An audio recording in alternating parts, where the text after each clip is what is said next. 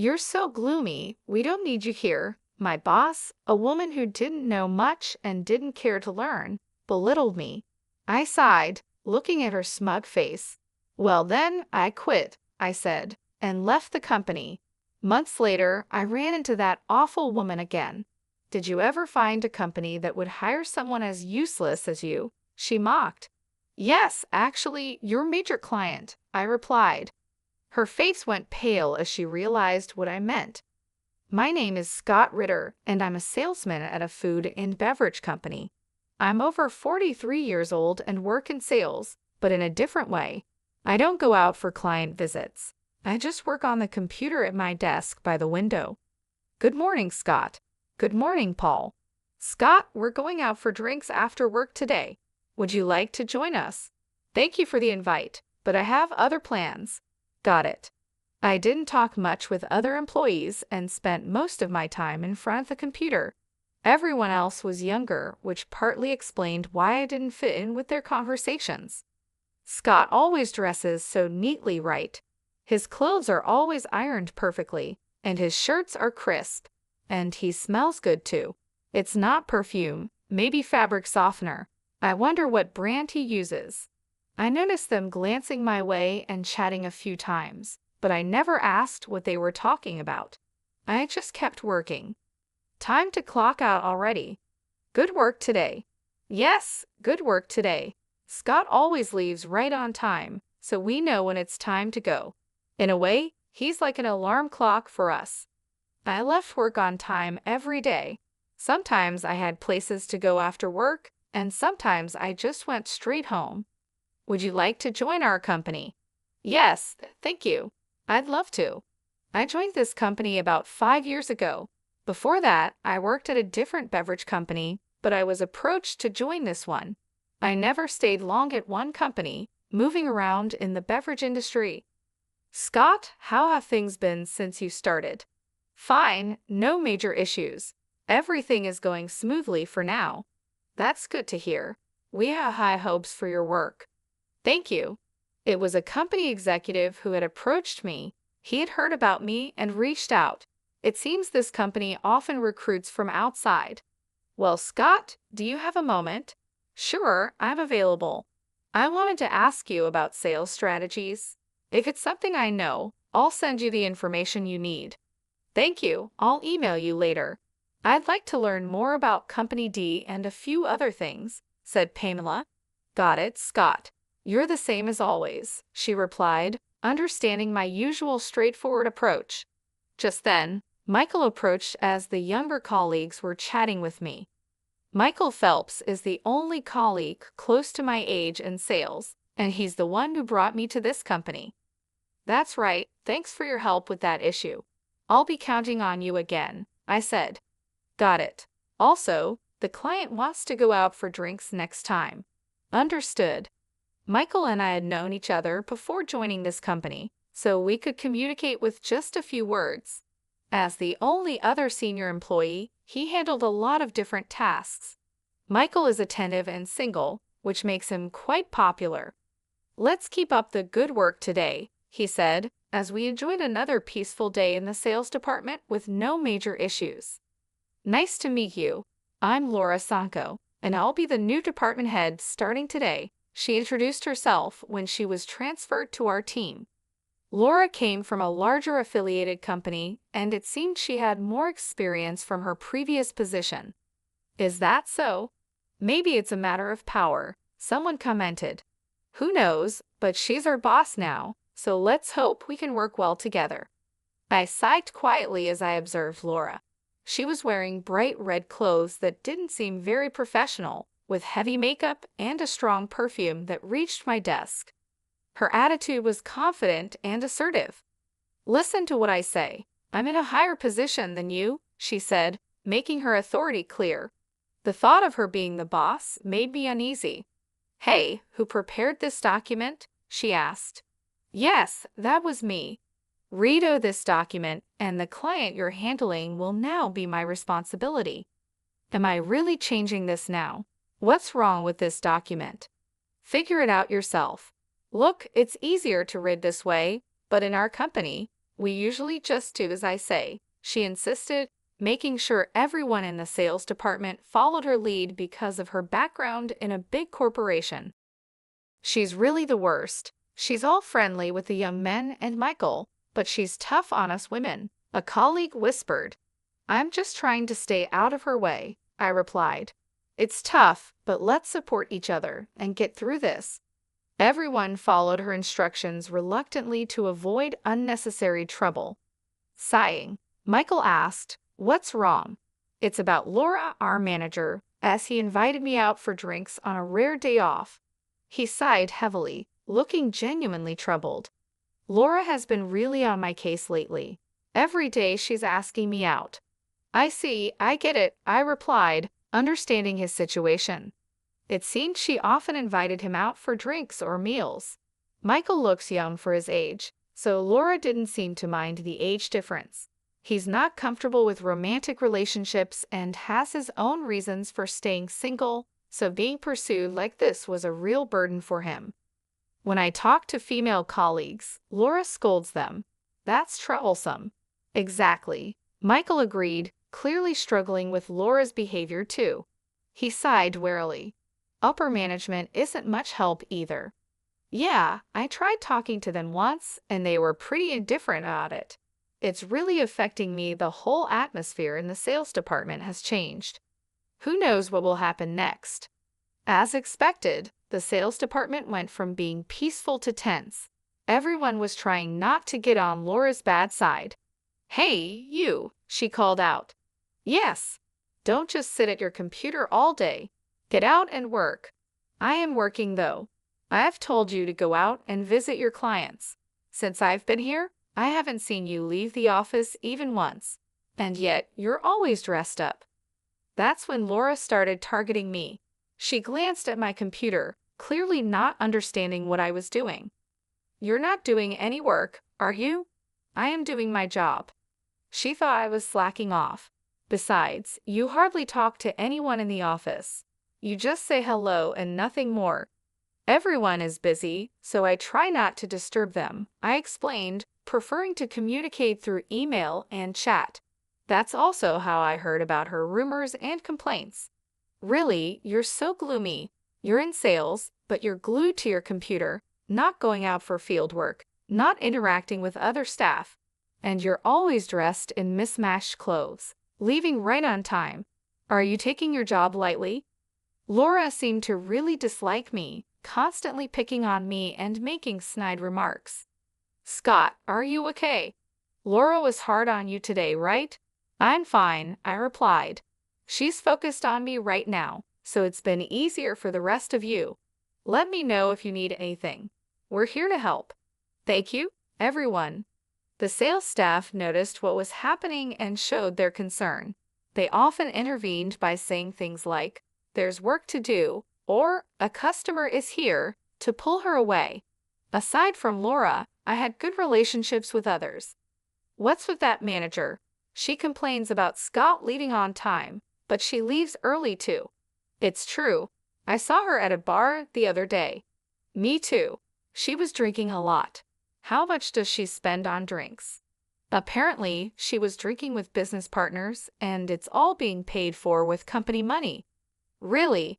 More and more, the talk about her wasn't about her work skills, but rather unpleasant rumors. "Are you okay?" "I'm fine. If her bothering me gives you all a chance to work, then it's okay. I'm really sorry if anything happens. I'll help out, and you know what's going on. You've changed jobs a lot, haven't you? If you ever decide to leave, could you let me know?" I nodded, and Michael said, "Thank you," and walked away. Unlike me, Michael has always been the type to stay in one place, but it seemed this situation was making him reconsider. A few months after Laura arrived, there was trouble. The sales department's expenses had increased, leading to orders for cost-cutting. "Why have the expenses gone up? Now we're told to cut costs. It's ridiculous," Laura complained. But the rise in expenses was her fault. Her excessive spending on entertainment was causing the increase. Everyone knew she was frequently out drinking. "I don't want to cut back on entertainment expenses. If they're cut, I won't be able to drink as much. It's your fault, Scott. Why me? You're not working. Having you here is a waste of expenses and salary. You're stealing company money. I was being unfairly accused. I was just doing the job I was assigned. She didn't understand it, but I believed my work was important. To cut costs, I'll start by cutting you. What a mess. You're so gloomy. We don't need you. Pack up your things and get out of the company. Is that an order from the boss? Yes, you're fired, she said with a smirk. I just sighed. Then I quit. Don't ever come back to this office. Getting rid of an incompetent employee will save us money. Without much resistance, I packed my things and left the company. Are you really quitting? Why so suddenly? Laura said I was fired. Well, if she said so, maybe there's no other way.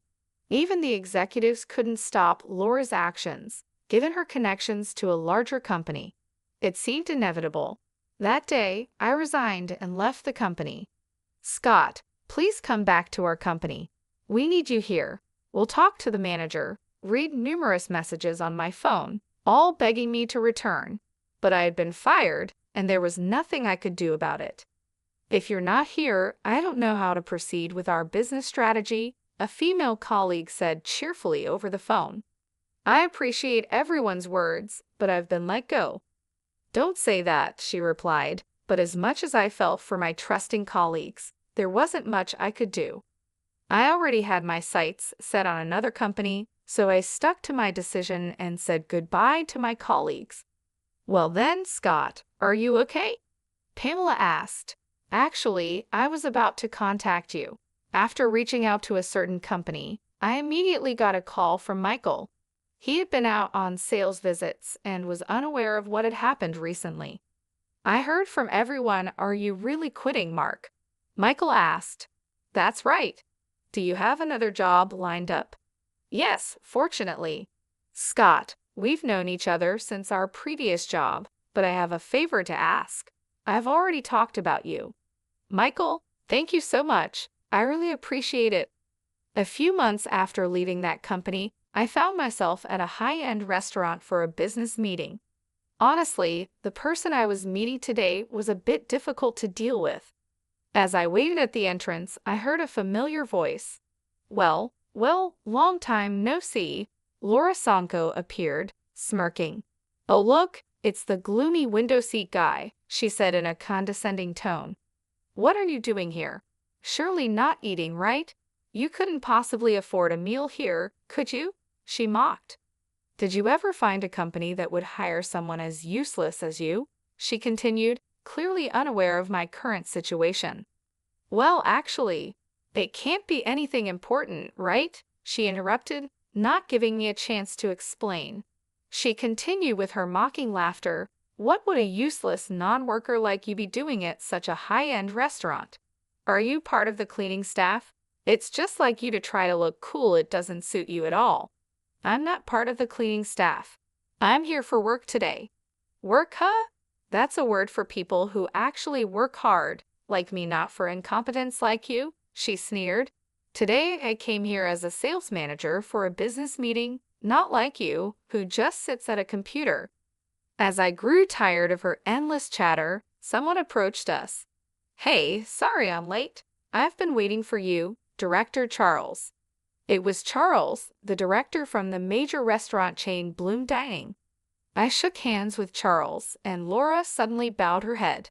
Director Charles, thank you very much for your valuable time today.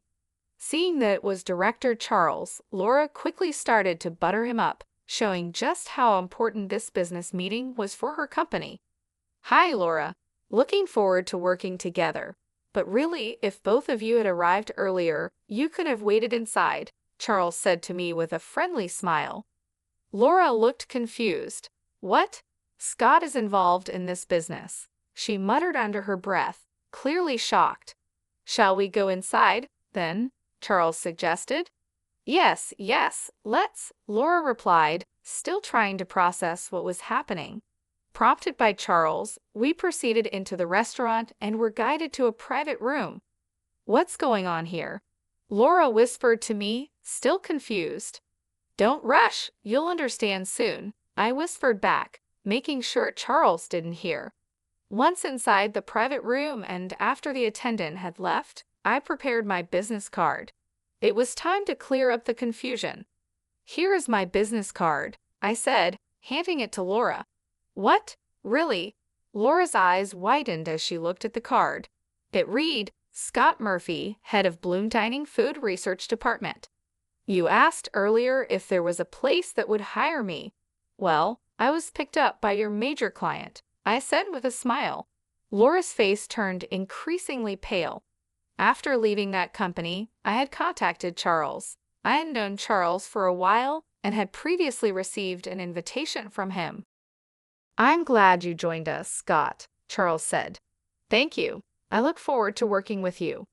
The pleasure is ours. We're grateful to have someone with your talents join us. We'll be counting on you. Yes, I'll do my best.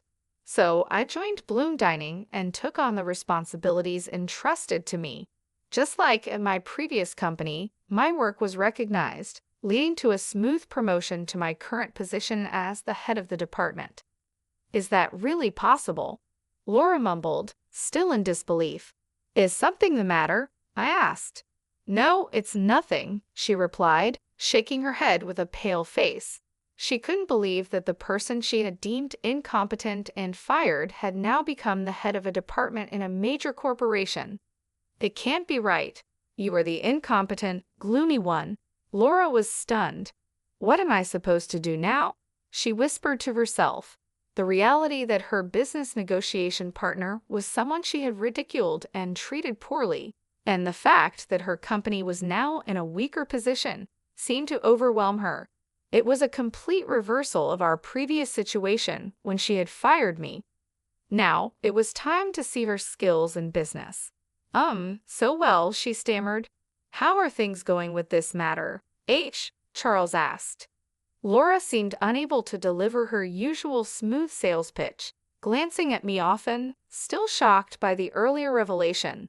Eventually, she left the meeting in disarray. Did you know Laura? She seemed quite concerned about you, Charles asked after we saw her off. Actually, she's the one who fired me from my previous job, calling me a gloomy incompetent.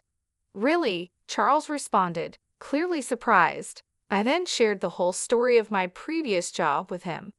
What a rude person she is, Charles said, sounding indignant, as if it were a personal insult. Regarding this deal, I don't want to work with such a disrespectful person in the future. Let's get someone else to handle it. Yes, let's proceed with the negotiations once the representative is changed. All right, I'll make sure to communicate that, I assured him. Charles and I decided to request a change of representative from Laura's company. Given our company's stronger position, it was likely that Laura would face some repercussions. Later on, a former colleague filled me in about what happened with Laura at her company. The executives confronted her, asking, "What do you mean by changing the person in charge as a manager?" It turns out the sales staff who had been putting up with her behavior reported her past actions to the executives, including the incident where she fired me. They told her, "We have refrained from reprimanding you because you're from an affiliated company, but this time we will have to report back to your parent company." The look on Laura's face was ashen. Is that so? Thanks for letting me know. Not at all. I owe you, Scott, my former colleague replied, smiling and relieved at how things had turned out. Sometime later, I got a call from the executives of my former company. "Scott, would you consider coming back to us?" they asked. Apparently, they were rethinking my employment. After I left, the work I did in the sales department was reevaluated, and there was a noticeable decline in the department's performance, prompting an investigation. I had been researching long-term business strategies for clients, staying up to date with recent trends and explaining these in a clear way to the sales team. I also advised on sales strategies, which is why I was always at my computer. Besides that, I was checking the financial status of all our business partners and managing the accounts receivable to make sure they didn't become bad debts. I would meet with representatives from current and potential clients to gather information, often over drinks. I was uncovering hidden needs in other companies and providing feedback to the sales team. That's why I dressed well after work, which made transitioning to major corporations easier. You really did significant work. You're in demand everywhere, aren't you? Not really, but I do get to see various companies because of it. How about this? We can offer you more than double your previous salary.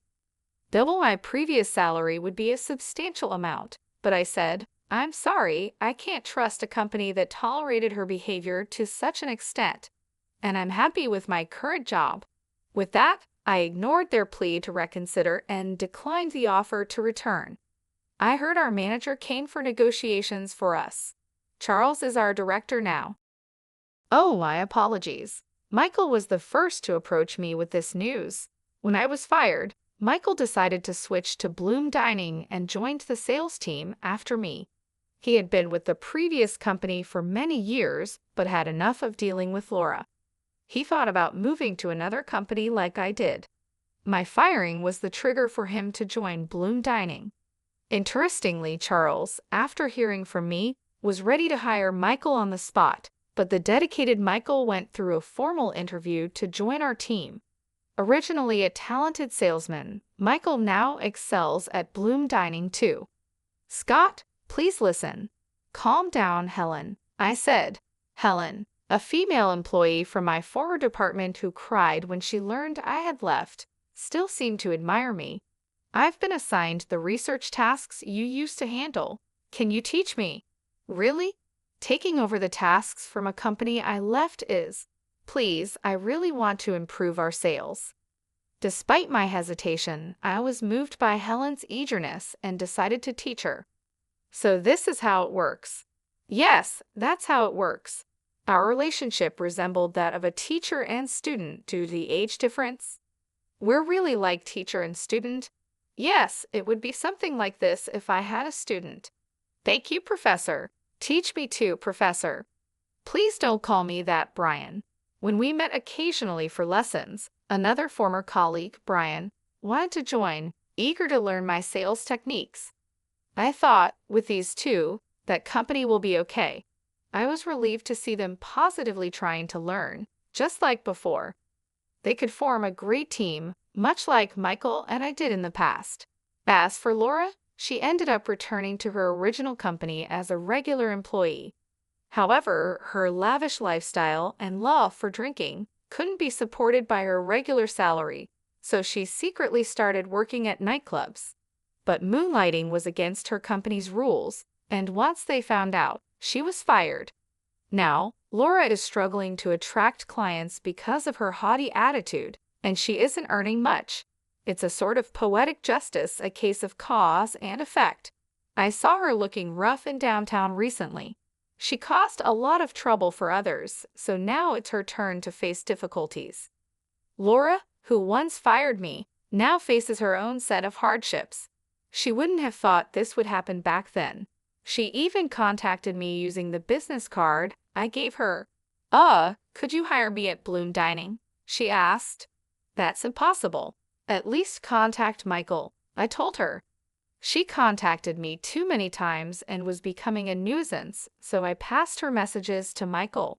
He replied, I'm sorry, but I'm not interested in people like you, and frankly, I dislike you. Please don't contact me or my colleagues in the future. To be honest, I don't want to hear from you again.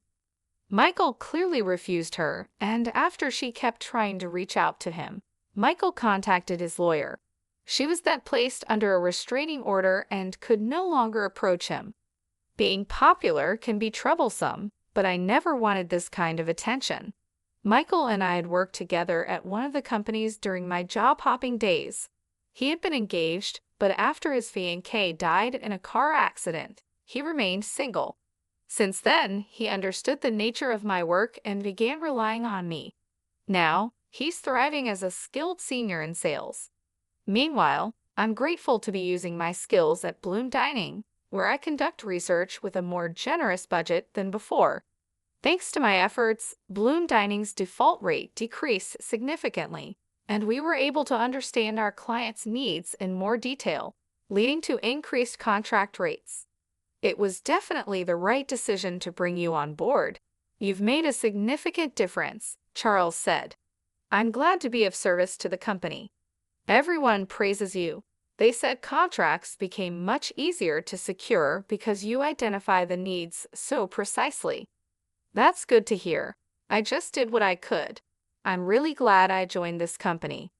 Meanwhile, back at my former company, I heard that Helen had taken over my research tasks and was doing a great job. Brian informed me her research skills are second only to yours, Scott. Is that so? She did learn quickly.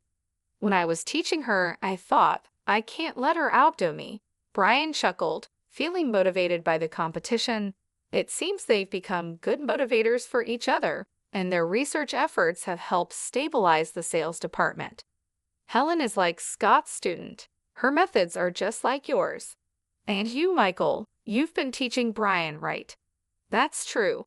While I was teaching Helen, Michael also gave advice to Brian whenever he could. Looks like it's time for a generational shift. Maybe, but since we're at different companies, we'll stay rivals for a while longer. Indeed, we can't afford to lose. Flashy jobs are easily noticed from the outside, but the supportive roles behind the scenes are just as important for a company's growth. While some in sales secure contracts, it's the administrative staff who provide crucial support. Cleaners keep the office and common areas tidy, contributing to the overall function. An organization can grow because it has employees fulfilling various roles. It's often unclear who is doing what and how they contribute to the work. However, it's important to approach each role without prejudice and strive to understand the contribution of each member. Leaders, especially, should never forget this.